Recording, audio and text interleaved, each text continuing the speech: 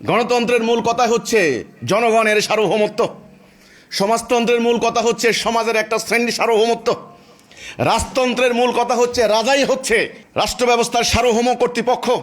ফেসিবাদ, এই যে ফেসিবাদী আন্দোলন করে ফেসিস্ট, ফেসিবাদের মূল কথাই হচ্ছে ফেসিস্ট একনায়ক হচ্ছে না, মানে মূল নিয়ন্ত্রক, সার্বভৌম কর্তৃপক্ষ।